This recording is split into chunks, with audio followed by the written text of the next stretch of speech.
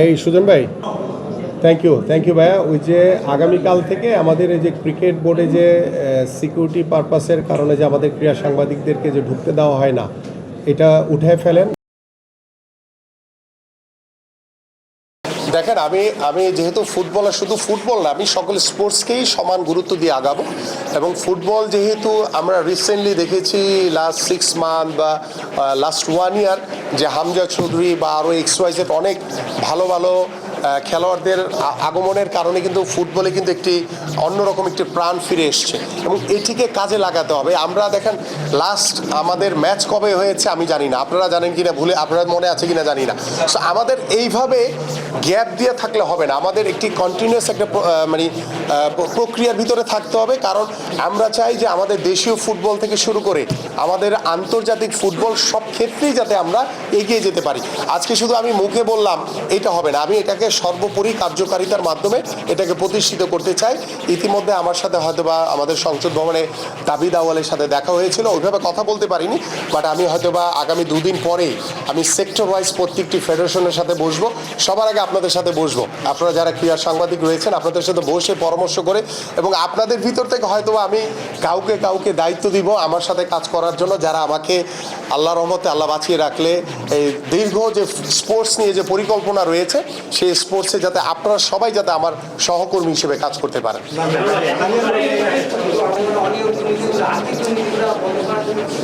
আমি একদম zero tolerance দিয়ে দুর্নীতির লাগাম টানবো, এটা নিয়ে কোনো ডাউট ফিল করার কোনো কারণ নাই। আমি যেহেতু বলেছি যে আপনারা আমার সহকর্মী হিসেবে কাজ করবেন, আপনারা আমাকে যেখানে যে তথ্যগত পান, যেখানে অনিয়ম হয়েছে সেটা আমাকে জানালে আমি তাৎক্ষণিকভাবে দায়িত্ব নিয়ে জিরো টলারেন্স দিয়ে সেটাকে দমন করার চেষ্টা করব এবং ভবিষ্যতে ক্রীড়াঙ্গনে কোনো দুর্নীতিকে প্রশ্রয় দেওয়া হবে না ইনশাআল্লাহ। ইয়েস নাইয়ান,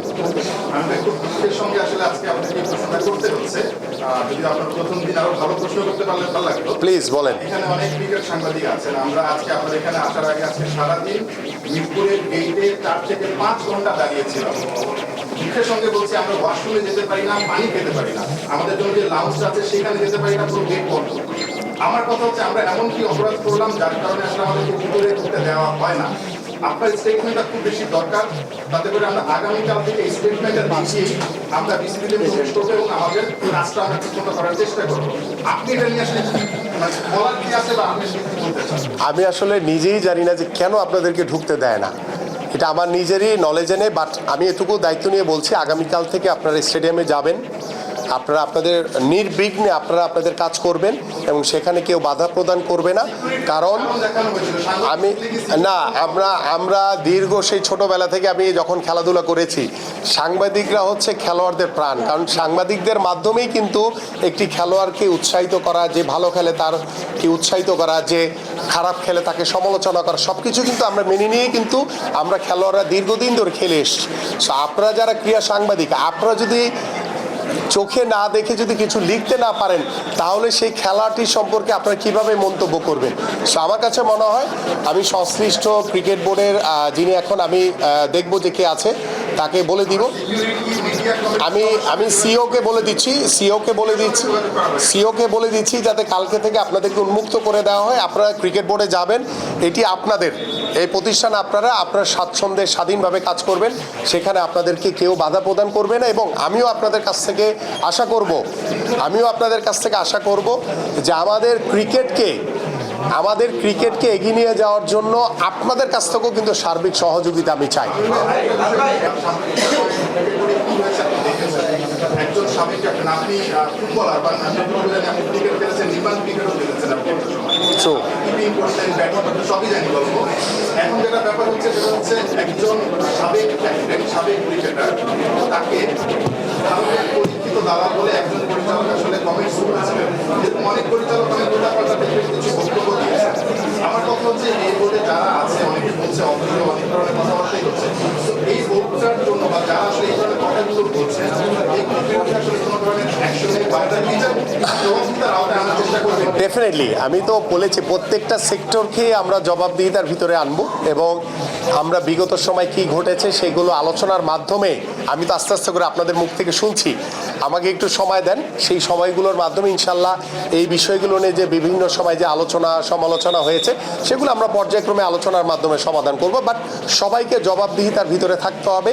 কেউ চাইলেই বেফাস কথা বলে আমাদের ক্রিকেটারদের ইমেজ বা কিংবা কোনো ক্রীড়া সংগঠকের ইমেজ যাতে কেউ নষ্ট না করে সেদিকে আমাদের সবাইকে সতর্ক থাকতে হবে।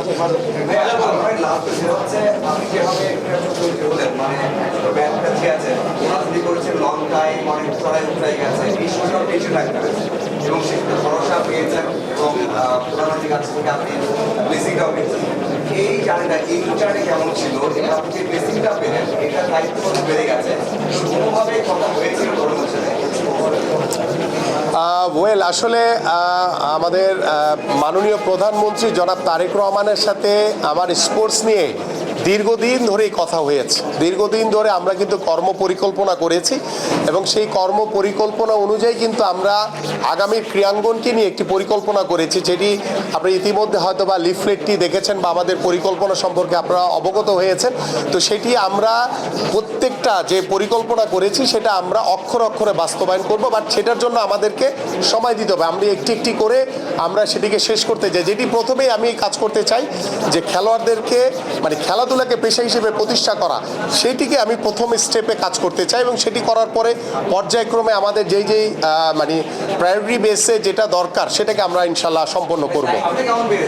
ডেফিনেটলি আমি তো মনে করি যে আমি যেহেতু একজন স্পোর্টসম্যান, খেলাধুলা থেকে কিন্তু আমি এখানে উঠে এসেছি এবং আমার রাজনৈতিক পরিচয়ের পাশাপাশি কিন্তু খেলাধুলার পরিচয়টাও কিন্তু আমাকে অনেক বেশি সমৃদ্ধশালী করেছে। সো আই হোপ যে আপনারা যারা রয়েছেন ক্রীড়া সাংবাদিক, আমার যারা ক্রীড়া সংগঠক বা ক্রীড়াবিদ যারা রয়েছেন এবং এদেশের আপামর সাধারণ মানুষ যারা খেলাধুলাকে পছন্দ করে, আমি সকলের মতামতকে গুরুত্ব দিয়েই আমি আগামীর বাংলাদেশের ক্রীড়াঙ্গনকে একটি দায়িত্বশীল জায়গায় দায়িত্ব নিয়ে ইনশাল্লাহ সামনের দিকে এগিয়ে নিয়ে যেতে চাই। কিছু কিছু খেলা আছে যেগুলো আমরা আসলে এশিয়ান গেমসে আমরা একটু রেকগনাইজ করতে যেতে পারি। আপনি আসলে কোনো স্পেসিফাইড প্রতিযোগিতা কিংবা প্রায়োরিটি লিস্টে কিছু খেলা রাখবেন? আমাদের বেশ কিছু ইভেন্টকে আমরা অলরেডি শর্টলিস্ট করেছি। এই ইভেন্টগুলোকে আমি আমাদের মাননীয় প্রধানমন্ত্রী জনাব তারেক রহমানের সাথে কথা বলে আমরা যেহেতু চতুর্থ শ্রেণী থেকে খেলাধুলাকে বাধ্যতামূলক করতে যাচ্ছি যে কোনো 5টি ইভেন্টকে, আমরা সেই 5টি ইভেন্টকে এর ভিতরে যেহেতু জনপ্রিয় খেলা হিসেবে আমাদের ক্রিকেট ফুটবল তো অবশ্যই থাকবে, বাকি 3টি স্পোর্টসকে আমরা গুরুত্ব দিতে চাই যে স্পোর্টসগুলোতে আমাদের এশিয়ান গেমস কিংবা অলিম্পিকে ভালো কিছু করার সুযোগ রয়েছে। কারণ আমরা যখন গ্রাসরুট লেভেল থেকে এটার চর্চাটা শুরু করব, আলটিমেটলি একটা পর্যায়ে কিন্তু এটার একটা রেজাল্ট আমরা পাবো। দ্যাট মিনস এটা না যে আমরা রাতারাতি পরিবর্তন করে ফেলতে পারবো। আমরা চাই একটা রাইট ট্র্যাকে আসুক, এটা সঠিক পথে যদি আমরা সুদূর একটি পরিকল্পনা নিয়ে আগাতে পারি তাহলে কিন্তু আমরা, আমার কাছে মনে হয় যেহেতু আমি একজন ক্রীড়াবিদ ছিলাম, আমি খেলোয়াড় ছিলাম, আমি খেলোয়াড়দের ভিতর থেকে কিন্তু উঠে আসছি এখানে। সো আমার কাছে মনে হয় যে খেলোয়াড়দের যেই মানসিক যে বিষয়গুলো রয়েছে, তাদের যে অভাবগুলো রয়েছে, তাদের যে সুযোগ সুবিধাগুলো দরকার সেগুলো কিন্তু আমি আলহামদুলিল্লাহ ওয়াকিবহাল। তো যার কারণে কিন্তু আমি প্রথমেই বলেছি যে আমার খেলোয়াড়রা হচ্ছে সবার আগে ফোকাস। তাদেরকে আমি মানসিকভাবে তার পারিবারিকভাবে তাদেরকে স্বাবলম্বী করতে চাই, যাতে শুধু ক্রিকেট কিংবা ফুটবল না, অন্যান্য স্পোর্টসেও যারা খেলবে, বাংলাদেশের প্রতিনিধিত্ব যারা করবে, তাদের যাতে পরিবার নিয়ে টেনশন করতে না হয় বা তার নিজেকে নিয়ে টেনশন করতে না হয় যে সে ভবিষ্যতে কিভাবে চলবে, তার কর্মসংস্থানের কি ব্যবস্থা হবে। এই বিষয়গুলো আমি আল্লাহর রহমতে যারা ক্রীড়াবিদ রয়েছেন, যারা খেলছেন, তাদেরটা তো ইনশাল্লাহ পেশা হিসেবে প্রতিষ্ঠিতর মাধ্যমে আমরা সেটাকে এনশিওর করব। পাশাপাশি খেলা ছেড়ে দেওয়ার পরও তাদের জন্য কর্মসংস্থানের যে রাস্তা আমরা তৈরি করতে যাচ্ছি ইনশাল্লাহ, সেই রাস্তাতে ইনশাল্লাহ আমি আশা করি যে কোনো খেলোয়াড় খেলা ছেড়ে দেওয়ার পর আর হতাশ হওয়ার কোনো কারণ নাই। আপনার জন্য ভালো একটি কর্মসংস্থানের অপেক্ষা করছি।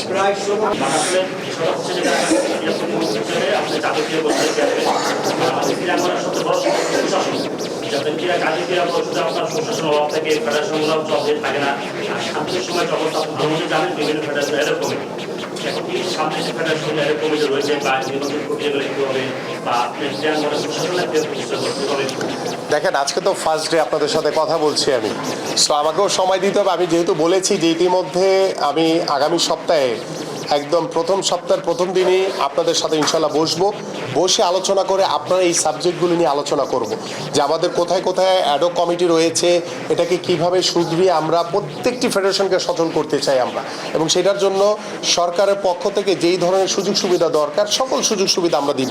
কারণ আমরা স্পোর্টস হচ্ছে আমাদের খেলোয়াড়, ক্রীড়া সংগঠক, ক্রীড়া সাংবাদিক, আমাদের দেশের একটি অর্জন। তো সেটিকে এগিয়ে নিয়ে যাওয়ার জন্য আমার কাছে মনে হয় যে আপনাদের পরামর্শ, আমাদের যে চিন্তা ভাবনা রয়েছে, আমাদের যে পরিকল্পনা রয়েছে, সেগুলোকে একত্রিত করে আমরা ডেফিনেটলি সামনের দিকে এগিয়ে যাব এবং সত্যিকার অর্থে আমরা স্পোর্টসের ক্ষেত্রে সুশাসন আমরা প্রতিষ্ঠা করতে চাই ইনশাআল্লাহ।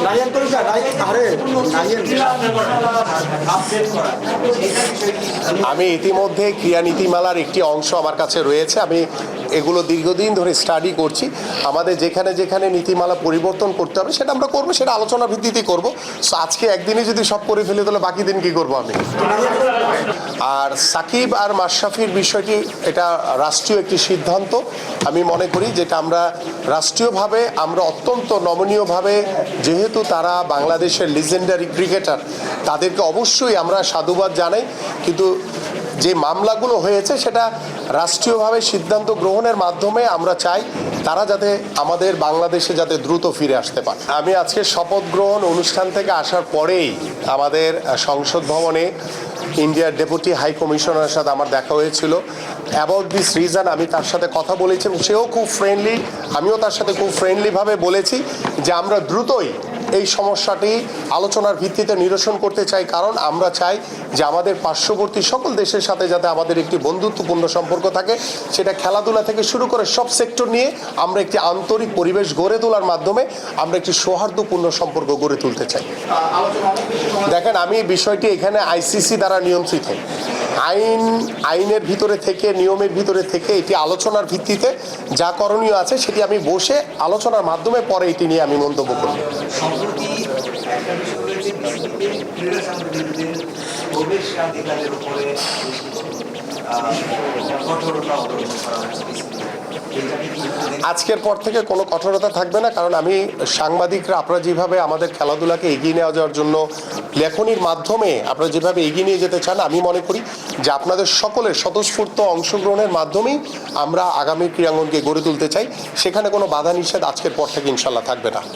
আমার কাছে যেটি চ্যালেঞ্জ বলতে বিষয় না, বিষয়টা হচ্ছে যে আমি একটি সামগ্রিকভাবে আমরা একটি সুন্দর পরিবেশে, যে বিগত সময়ে আমরা যে একটি অস্থিতিশীল ক্রীড়াঙ্গন দেখেছি, সেখানে ক্রীড়াবিদ, ক্রীড়া সংগঠক, সাংবাদিকদের ভিতরে কিন্তু একটি ডিস্টেন্স তৈরি হয়েছে আমার কাছে মনে হয়েছে। বাট আমি চাই যে এই জায়গাটা আমরা যাতে একটি ফ্যামিলিয়াল সম্পর্ক গড়ে তুলতে পারি।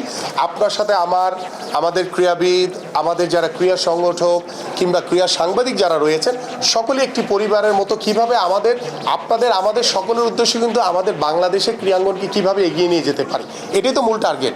সো এইখানে ভিতরে কে বা কাহারা যদি কেউ কোনো দুষ্টামি কিংবা ষড়যন্ত্র করার চেষ্টা করে, সেটা করার আশা করি আর ভবিষ্যতে সুযোগ পাবে না। আমরা সকলেই একটি পরিবারের মতো ইনশাল্লাহ একসাথে এগিয়ে যাব।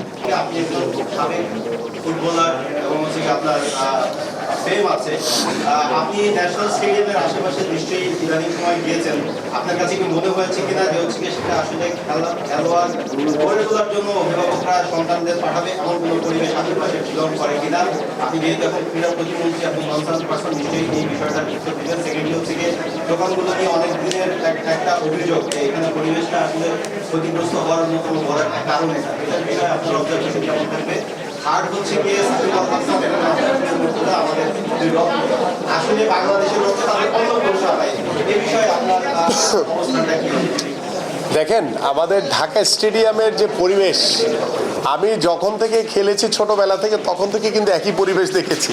সো এটার কোনো পরিবর্তন হয়নি। সো যেহেতু এটি আমার মিনিস্ট্রির আন্ডারে, সো এটি আমি আলোচনার মাধ্যমে যদি কোনো সমাধান করার সুযোগ থাকে তাহলে আমরা সেটা নিয়ে আলোচনা করব। আর সাকিব আর মাশরাফির বিষয়টি এটা রাষ্ট্রীয় একটি সিদ্ধান্ত। আমি মনে করি যেটা আমরা রাষ্ট্রীয়ভাবে আমরা অত্যন্ত নমনীয়ভাবে, যেহেতু তারা বাংলাদেশের লিজেন্ডারি ক্রিকেটার, তাদেরকে অবশ্যই আমরা সাধুবাদ জানাই, কিন্তু যে মামলাগুলো হয়েছে সেটা রাষ্ট্রীয়ভাবে সিদ্ধান্ত গ্রহণের মাধ্যমে আমরা চাই তারা যাতে আমাদের বাংলাদেশে যাতে দ্রুত ফিরে আসতে পারে। আপনি ভিডিও সরাসরি প্রশ্ন তুলেছেন। তো ওই অভিযোগগুলো যদি আপনি অভিযোগগুলো উপস্থিত হয়ে থাকে তাহলে এই অভিযোগের ব্যাপারে আপনি যেটা মন্ত্রণালয়ে কোনো অফিসিয়াল অ্যাকশনে যাবে কিনা?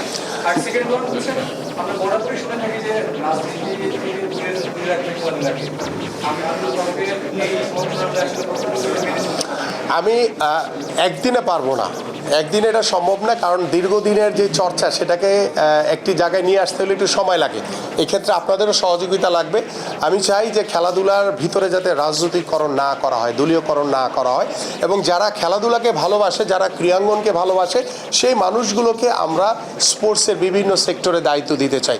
পাশাপাশি দেখেন, ক্রিকেট বোর্ডের নির্বাচন নিয়ে আমি বিগত সময় বলেছি, এখনও বলছি যে অনেক প্রশ্নবিদ্ধ একটি নির্বাচন হয়েছে, বাট যেহেতু এখন একটি দায়িত্বশীল জায়গায় রয়েছি, আমি তাদের সাথে বসে আলোচনার মাধ্যমে এবং আমার যারা ক্রীড়া সাংবাদিক আছেন আপনাদের মাধ্যমে বসে এটাকে কি করণীয় যায়, কিভাবে এটাকে আমরা উতরিয়ে ভালো একটি পর্যায়ে যেতে পারি। কারণ আপনার আমার সবার উদ্দেশ্য কিন্তু একটাই, সেটা হচ্ছে ভালোর দিকে যাওয়া।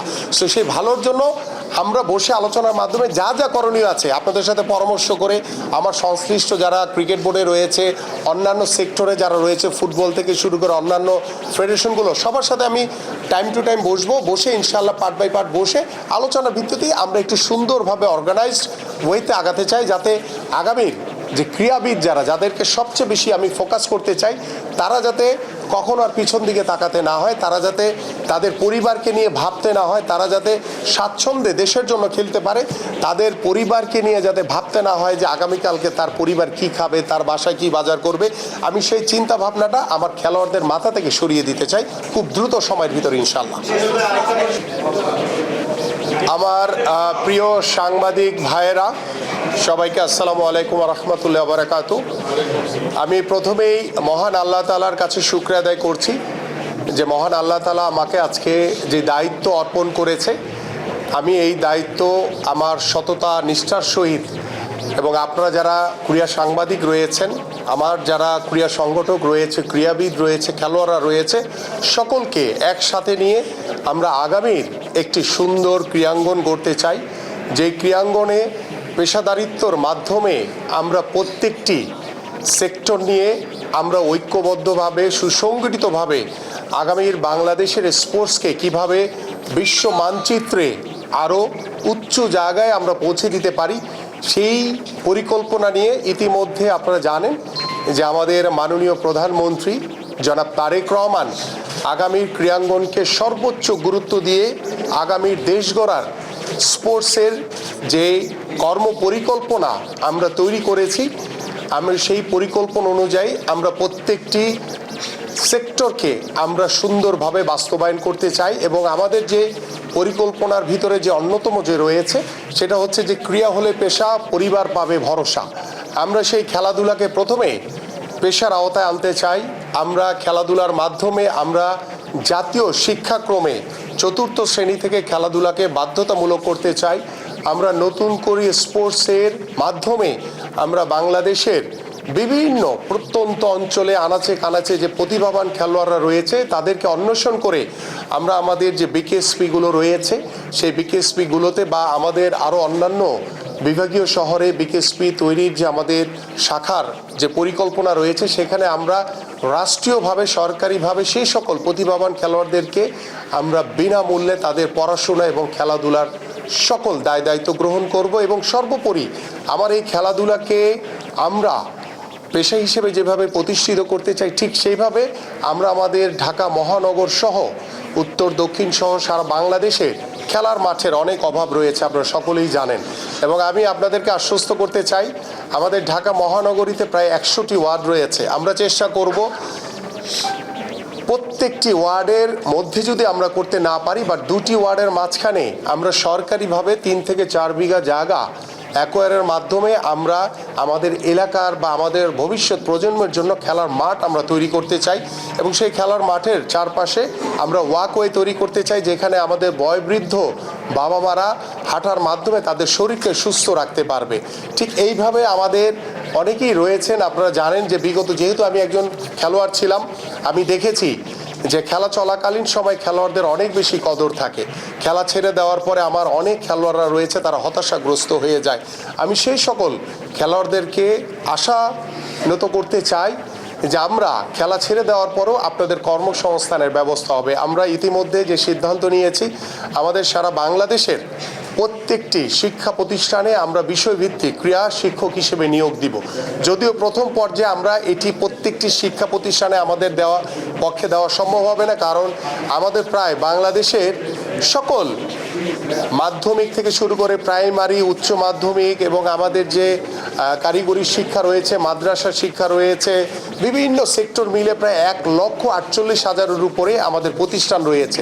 সেইখানে যদি আমরা 5টি খেলাকে বাধ্যতামূলক করি, সেই বাধ্যতামূলক করতে গিয়ে দেখা যাবে যে আমাদের প্রায় 7.5 লাখের উপরে আমাদের ক্রীড়া শিক্ষক নিয়োগ দিতে হয়। বাট এই পর্যায়ে আমাদের এত ক্রীড়া শিক্ষক বাংলাদেশে নাই। যেহেতু আমি অগ্রাধিকার দিব হচ্ছে আমাদের খেলোয়াড়দেরকে, যারা স্পোর্টস ব্যাকগ্রাউন্ডের, তাদেরকে আমরা অগ্রাধিকার দিয়ে করতে চাই। সেই কারণে আমাদের যে পরিকল্পনাটি রয়েছে, আমরা সারা বাংলাদেশের 495টি উপজেলায় রয়েছে, প্রত্যেকটি উপজেলায় আমরা একজন ক্রীড়া অফিসার নিয়োগ দিব। পাশাপাশি প্রত্যেকটা উপজেলায় আমরা যেহেতু 5টি ইভেন্টকে বাধ্যতামূলক করতে যাচ্ছি, সেখানে প্রত্যেকটি ইভেন্টের জন্য আমরা 3 জন করে ক্রীড়া শিক্ষক নিয়োগ দিব। দ্যাট মিনস হচ্ছে একজন হচ্ছে ক্রীড়া অফিসার এবং 15 জন হচ্ছে আমাদের ক্রীড়া শিক্ষক। এইভাবে প্রায় আমাদের 7,920 জনের মতো আমাদের ক্রীড়া শিক্ষক আমরা প্রথম পর্যায়ে আমরা আশা করি ইনশাল্লাহ প্রথম বছরই আমরা চেষ্টা করব আস্তে আস্তে করে নিয়োগ দেওয়ার জন্য, যাতে আমাদের যারা এক্স খেলোয়াড় রয়েছে তারাও একটি নতুন কর্মসংস্থানের রাস্তা তৈরি হয়। পাশাপাশি আমাদের খেলোয়াড়দেরকে আমরা প্রতি মাসে সরকারিভাবে তাদের ভিতরে যাতে একটি পেশাদারিত্ব মনোভাব তৈরি হয়, তাদেরকে বেতনের আওতায় নিয়ে আসা। এবং ইতিমধ্যে সেটি আমরা আগে থেকে আমাদের পরিকল্পনা রয়েছে। আমরা ক্রিকেট, ফুটবল থেকে শুরু করে আমাদের প্রত্যেকটি ফেডারেশনে যারা ন্যাশনাল প্লেয়ার রয়েছে, যারা প্রতি বছর এটা চেঞ্জ হতে পারে, যারা ন্যাশনাল টিমে থাকবে, তাদেরকে সরকারিভাবে তাদেরকে বেতন কাঠামোর ভিতরে নিয়ে আসা। এই হচ্ছে আমাদের মোটামুটি একটি পরিকল্পনা। পাশাপাশি আরও অনেক কিছু পরিকল্পনা রয়েছে, সেটা পর্যায়ক্রমে আপনাদের সাথে আলোচনা করব। এবং আমরা আরেকটি জিনিস তৈরি করতে চাই, সেটা হচ্ছে একটা স্পোর্টস ইন্ডাস্ট্রি আমরা তৈরি করতে চাই। আপনারা সকলেই জানেন যে আমাদের পার্শ্ববর্তী অনেক দেশ থেকেই বিদেশে অনেক স্পোর্টস গুডস রপ্তানি করা হয়। সো আমরা চাই যে আমরা আমদানি না করে আমরা নিজেরাই একটা স্পোর্টস ইন্ডাস্ট্রির মাধ্যমে আমরা আমাদের যে ইকুইপমেন্টসগুলো ব্যবহার করা হয়, আমাদের ক্রিকেট, ফুটবল থেকে শুরু করে যেই গুডসগুলো আমাদের প্রয়োজন হয়, সেগুলো আমরা নিজেরা যাতে নিজেদের দেশের খেলোয়াড়রা যাতে ব্যবহার করতে পারে, পাশাপাশি আমরা চেষ্টা করব সেগুলোকে রপ্তানিও করার জন্য, যাতে আমরা আন্তর্জাতিক মানের একটি স্পোর্টস ইন্ডাস্ট্রি তৈরি করার মাধ্যমে আমরা যাতে আমাদের যে বৈদেশিক যে মুদ্রা, সেটাও যাতে আমরা আয় করতে পারি। এইভাবেই আমাদের একটি পরিকল্পনা রয়েছে। পাশাপাশি আমি স্পেসিফিকভাবে আমাদের ক্রীড়া সাংবাদিকদের সাথে আমরা হয়তো বা এই সপ্তাহে হয়তো বা সম্ভব হবে না, কারণ আগামী 2 দিন আমাদের একটি বিজি কর্মসূচি রয়েছে। আমি নেক্সট উইকেই আমাদের সকল ক্রীড়া সাংবাদিকদের সাথে বসবো, সবার আগে বসে আপনাদের মধ্য থেকে পরামর্শ নিয়ে আলোচনার মাধ্যমে কিভাবে আমরা এগোতে পারি। এবং আমরা চাই যে আমি শুধু একা দায়িত্ব নিব না, আপনাদের সকলকেই দায়িত্ব নিতে হবে, কারণ এই স্পোর্টসটা হচ্ছে আমাদের সবার। এবং সেই স্পোর্টসে যদি আপনারা সবাই আমাকে সহযোগিতা করেন, আমি দৃঢ় বিশ্বাস করি যে আপনারা আমার সহকর্মী হিসেবে কাজ করবেন। সেখানে মিলে আমরা একটি আগামী সুন্দর একটি স্পোর্টস, একটি ক্রীড়াঙ্গন গড়তে চাই, যে ক্রীড়াঙ্গনের মাধ্যমে, যেটি আমি বিগত সময় বলে এসেছি, যে আমাদের রাজনৈতিক যে গুণগত পরিবর্তন আনা দরকার, আমি বিশ্বাস করি ক্রীড়াঙ্গন হবে অন্যতম একটি মাধ্যম।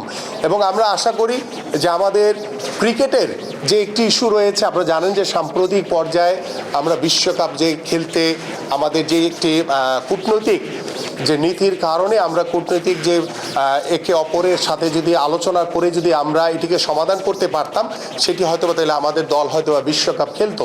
আমি চাই যে এটি দ্রুত অবসান হবে। এবং ইতিমধ্যে আমি কথা বলেছি, আমি আমাদের যে পার্শ্ববর্তী দেশ রয়েছে তাদের সাথে আমরা বন্ধুত্বপূর্ণ সম্পর্ক রেখে আমরা ক্রিকেট, ফুটবল থেকে শুরু করে সকল স্পোর্টসের সকলেই যাতে আমরা একটি কূটনৈতিক একটি আদান প্রদানের মাধ্যমে যাতে আমরা একটি সুন্দর বন্ধুত্বপূর্ণ সম্পর্ক গড়ে তুলে আমরা যাতে প্রত্যেকটি দেশের সাথে একটি আন্তরিকভাবে আমাদের স্পোর্টসের যে বিষয়গুলো রয়েছে সেগুলো আলোচনার ভিত্তিতে আমরা আদান প্রদানের মাধ্যমে যাতে আমরা একটি সুন্দর স্পোর্টস অঙ্গন গড়ে তুলতে পারি। আমি আশা করি যে আপনারা আমার সাথে রয়েছেন, আমি আপনাদের সার্বিকভাবে আপনাদের সহযোগিতা চাই এবং আমি আশা করব আমাদের যারা বিভিন্ন ফেডারেশনগুলো রয়েছে, জানেন যে আমাদের যে বাংলাদেশের যে ফুটবল থেকে শুরু করে ক্রিকেট হয়তো বা ফাইন্যান্সিয়ালি অনেক রিচ তারা, কিন্তু অন্যান্য যে স্পোর্টসগুলো রয়েছে আমাদের তার অনেক আর্থিক দৈন্যতার কারণে তারা ঠিকমতো হয়তো বা প্রত্যেকটি ইভেন্টকে তারা অর্গানাইজ করতে পারে না, খেলা অনুষ্ঠিত করতে পারে না। আমি চাই যে আমাদের যারা কর্পোরেট হাউসগুলো রয়েছে, ইতিমধ্যে আমি কথা বলেছি কয়েকজনের সাথে এবং সরকারিভাবে তাদেরকে আমন্ত্রণ জানিয়ে আমরা তাদের সাথে বসে আমাদের প্রত্যেকটি ফেডারেশনকে আমরা কর্পোরেট হাউসগুলোর আওতায় এনে আমরা প্রতিনিয়ত যাতে আমাদের যে বাৎসরিক একটি ক্যালেন্ডার আমরা তৈরি করব, সেটি আমাদের দেশীয় খেলা থেকে শুরু করে আন্তর্জাতিক খেলাগুলো যাতে বাৎসরিকভাবে আমাদের স্পোর্টস কখন কোন জায়গায় হবে, কিভাবে আমরা সম্পন্ন করব, এই বিষয়গুলো নিয়ে সার্বিকভাবে আপনাদের সাথে আলোচনার মাধ্যমে ইনশাল্লাহ আমরা এই খেলাগুলোকে আমরা অনুষ্ঠিত করতে চাই এবং আমরা চাই যে আমাদের যাতে কোনো মানে যানজটের ভিতরে না পড়তে হয়। কারণ আমরা চাই খেলাধুলাটা নিয়মিত হবে, সেটা আমাদের পুরুষ ফুটবল টিম বলেন, ক্রিকেট বলেন, বা আমাদের নারীরা যেভাবে এগিয়ে যাচ্ছে, আমরা নারীদেরকেও সর্বোচ্চ গুরুত্ব দিয়ে আমাদের ক্রিকেট ফুটবল থেকে শুরু করে অন্যান্য স্পোর্টসে আমরা নারীদেরকেও সমানভাবে এগিয়ে রাখতে চাই। কারণ আমরা চাই যে আমাদের নারী এবং পুরুষ তারা সমানভাবে এগিয়ে যাবে এবং আমার জায়গা থেকে আমাদের সরকারের পক্ষ থেকে এবং আমাদের প্রধানমন্ত্রী জনাব তারেক রহমানের পক্ষ থেকে সার্বিকভাবে আমরা খেলোয়াড়দেরকে সবচেয়ে বেশি ফোকাস করতে চাই। কারণ আমরা চাই যদি আমার খেলোয়াড়রা ভালো থাকে তাহলে আমার ক্রীড়াঙ্গন ভালো থাকবে, আমার খেলোয়াড়রা যদি ভালো থাকে তাহলে আমার পরিবেশ ভালো থাকবে। আমি অবকাঠামো না, আমি আমার খেলোয়াড়দের বেশি আমাদের খেলোয়াড়দের দিকে বেশি মনোযোগী হতে চাই। আই থিঙ্ক আমার মনে হয় আজকের জন্য এটুকুই। অনেক ধন্যবাদ আপনাদেরকে।